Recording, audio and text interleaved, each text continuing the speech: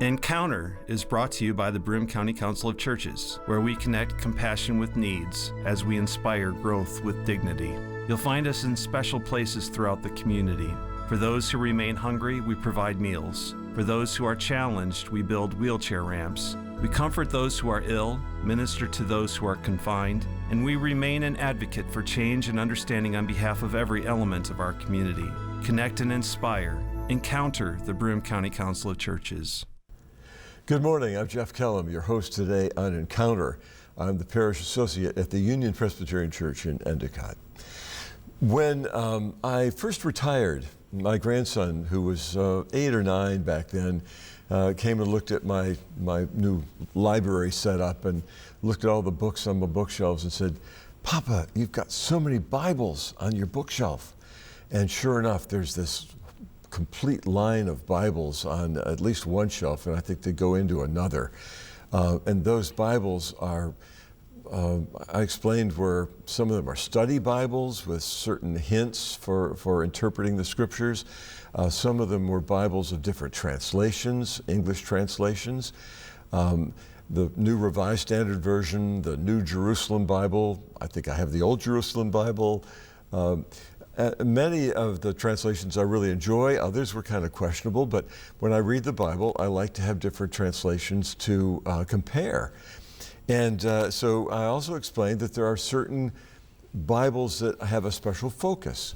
A few weeks ago, we talked about the Green Bible. The Green Bible has all the references to nature, beauty, creation, fields and streams and lakes.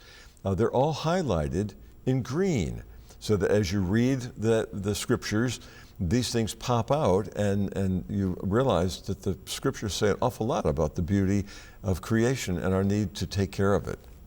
There's also a Poverty and Justice Bible.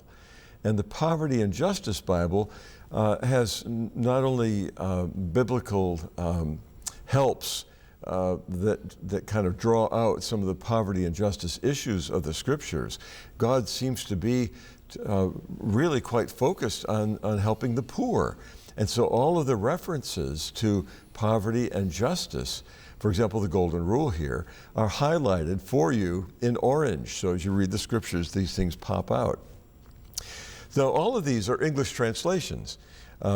For the ministers like me who went through seminary at a certain time, we had to take Hebrew and Greek because those were the original languages of the scriptures.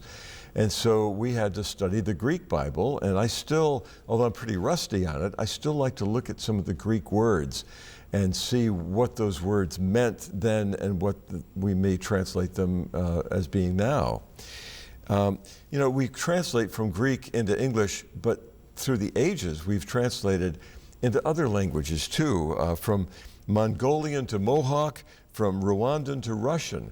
The Russian Bible, we were in Russia recently and saw these Bibles in the churches, and we look at the language of these passages. And of course, we can't understand them, but someone has translated those original Hebrew and Greek texts into Russian. And of course, I don't know how many languages. I think we're going to find that out on today's program. And then all of this is to say that the scriptures are so important, the Holy Bible, that through the ages we've attempted to understand it in our own vernacular.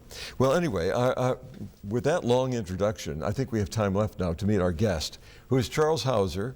He is the co-editor of a book called A Guide to Bible Translation. And Charles tells me this book is 5 pounds. Yes. And I've measured it. It is 2 1/8 inches thick.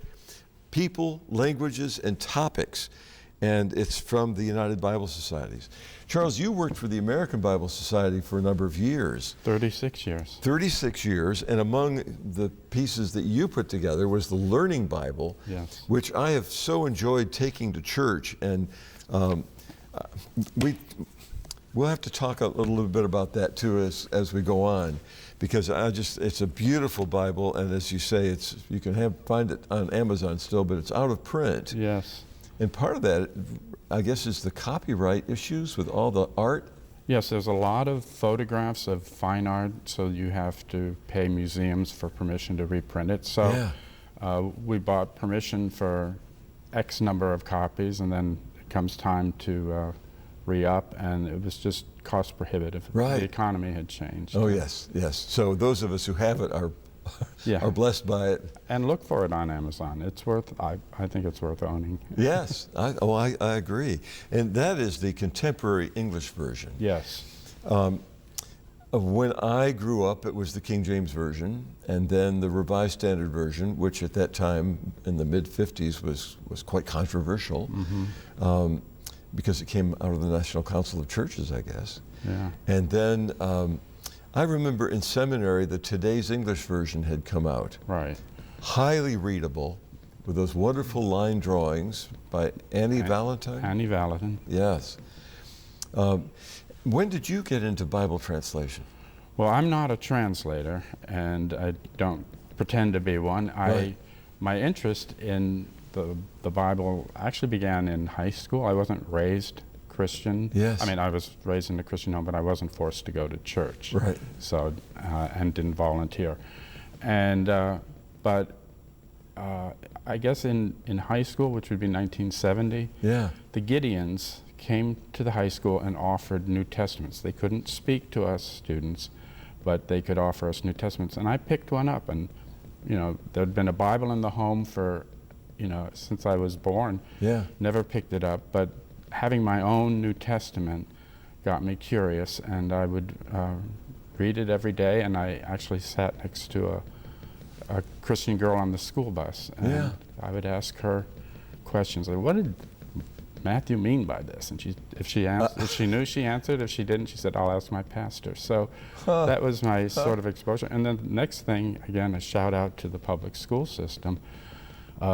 We had a Bible study in Vestal High School with a teacher sponsor, and so we were studying Romans, or they were studying Romans. They invited me to attend that, and from there, you know, when I got to college, I was directed towards InterVarsity Christian Fellowship. Right. And that's a Christian campus ministry with a real emphasis on the study of Scripture. Yeah. I'm not saying the other campus ministries don't do it, but they take the Bible very seriously. So, and being an English major, you know, it seemed to blend very well. And but that's interesting, though, that your first exposure to the Scriptures really was the Gideons and King James. The King James, yeah, which must have been difficult. Well, you were reading Shakespeare in high school. Well, you back felt, then, yes. You felt you should have been able to handle it. And I mean, I was curious. Yeah. And, but I would say then when after college, I moved to New York City and was, you know, working in dead-end jobs.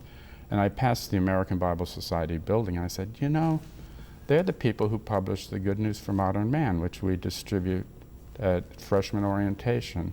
And I said, maybe I could get a job there. And I sent my resume, eventually got a job, got called back for a very entry-level job. Right, which was what? It was called a Guy Friday. And so it's basically a secretary who doesn't have to type much. So I just, you know, got in, and they liked me. I liked taking on new challenges, and promotions came over time. And they were very keen on trying to match employees with their skill sets. Sure. And so I think the your English major lit stuff came forward, and I was doing copywriting and then editing, and was assigned to the translation department, though no expectation that I would become a field translator. Right, right. And but you must have then rubbed elbows with translators. And tell me what that was like. I mean, we're not talking about just translating now from Greek into modern English, but they were translating for languages we'd never even heard of. Yes, and how to say this concisely, I'm not sure, but it was a time of change. This would be like the late 70s. So the traditional model of sort of helicoptering in a missionary couple into a remote place, letting them live for 10 years, learn the language, and create a translation to give back to the people. We see that sort of in this post-colonial times as, you know, a little patronizing. Yeah. But so the model was the translators were actually specialists in the Greek, the Hebrew, the theological issues, and as well as linguistics, and that they would, the local mother tongue speakers would become the translators.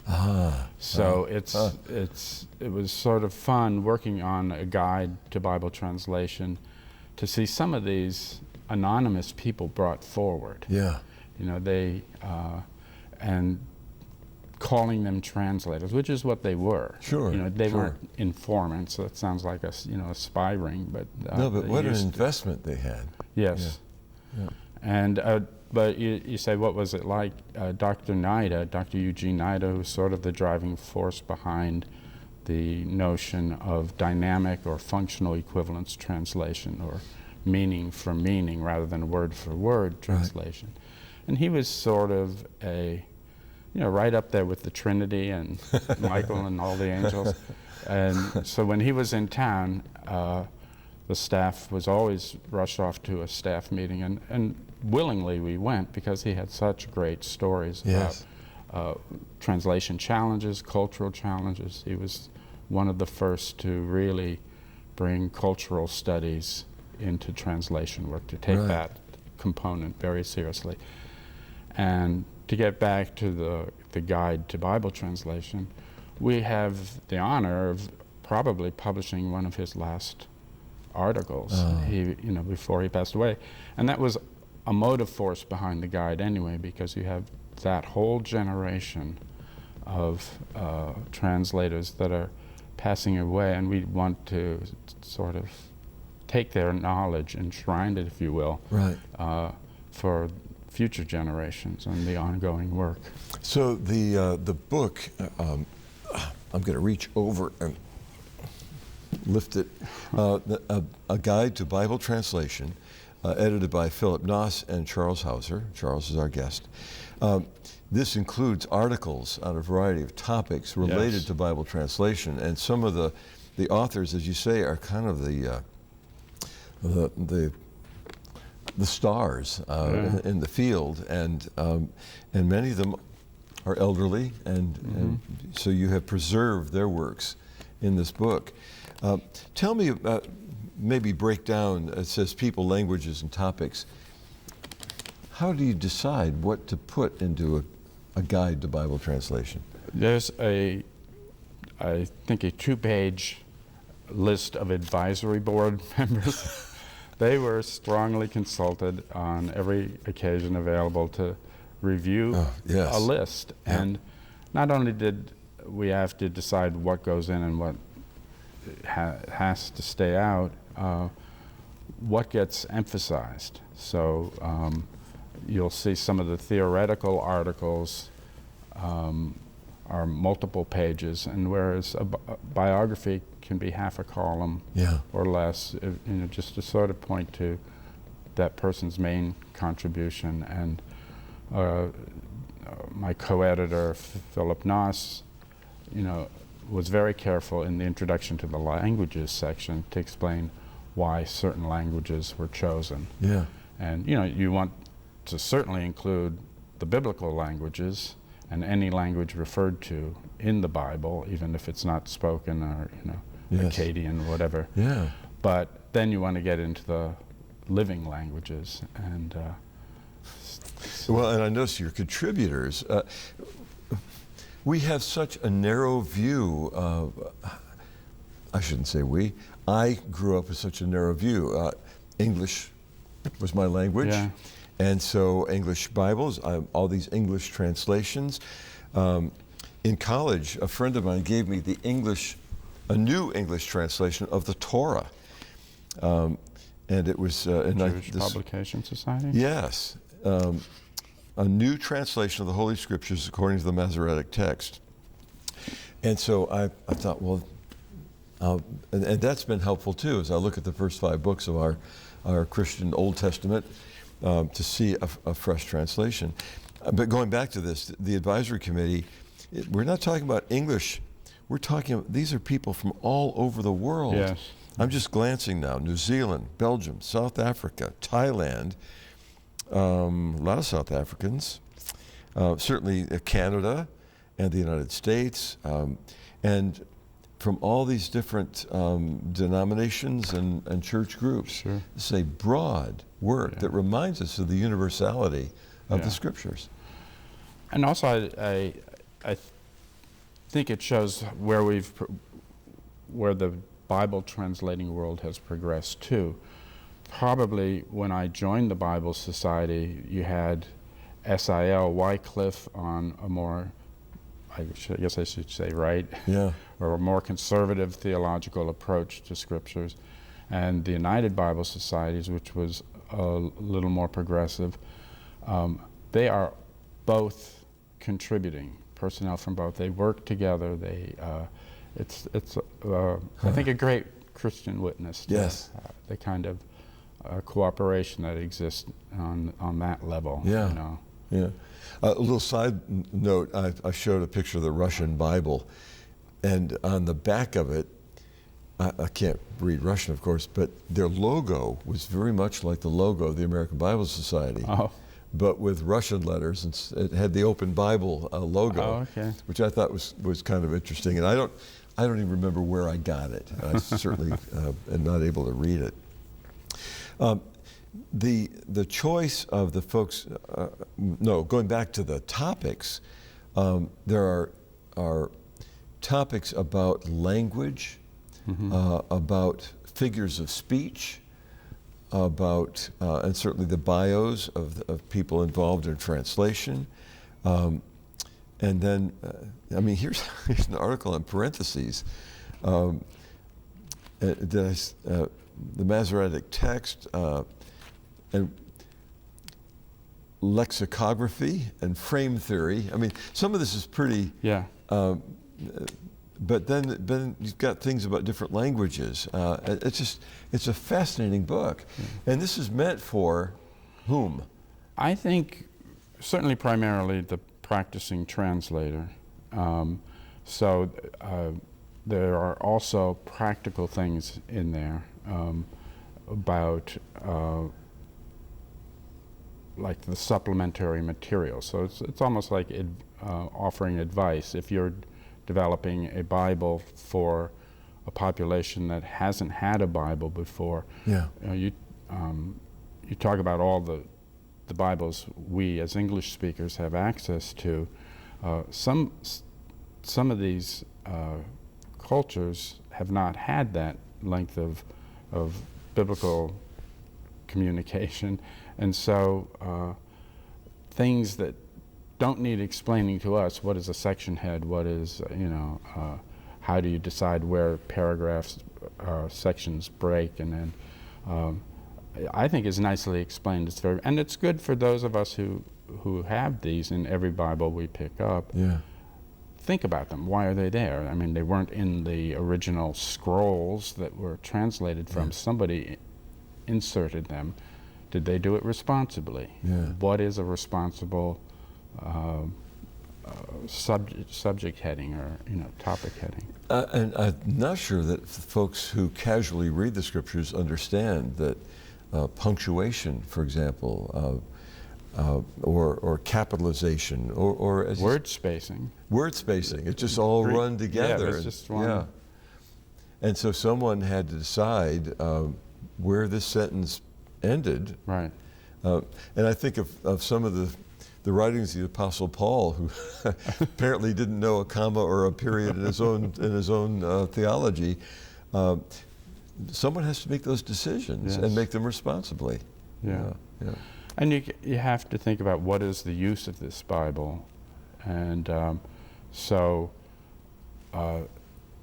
some translations are more for studying at home, the ones that might be closer to the word-for-word correspondence. Yeah. But I know I have from time to time do the readings at my church, and if there's a big Pauline second reading, Right. I ask if I can read it from the Contemporary English Version, because I don't have the breath control to read the RSV for that length of time, and I don't think people can really understand it. So it was natural to the Greek, but it's not natural to the English speaking.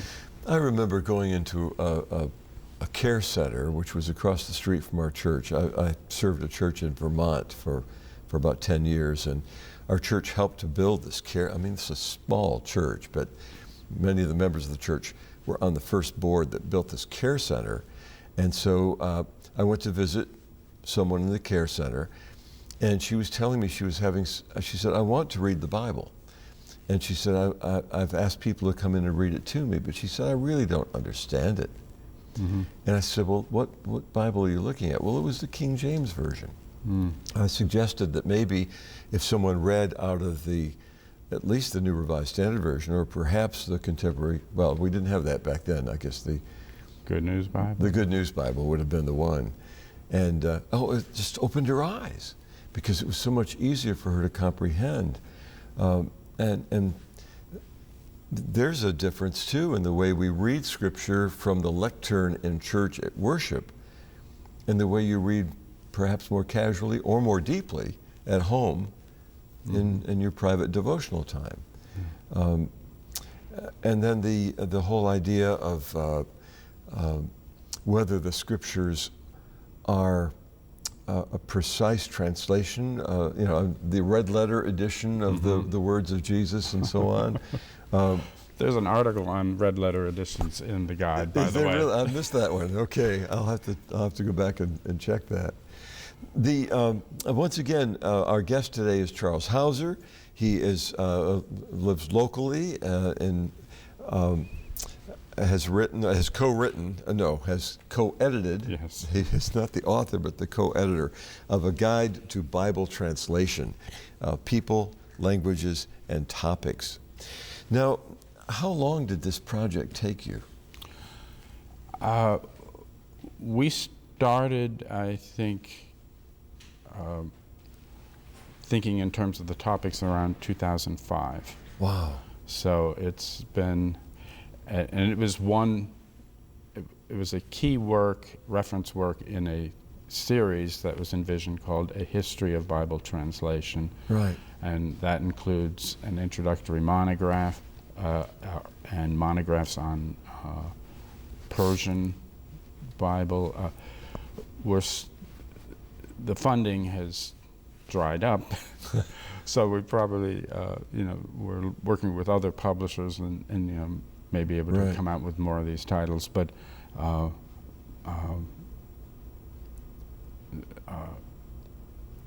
But this would be a book. Now, you mentioned it was 4 people involved directly in Bible translation. Yes. But as a pastor, this goes way beyond what I learned in seminary. So it's a reference book, and it wouldn't be bad for a pastor's shelf. Yeah. Congregation might make a gift of it for the pastor.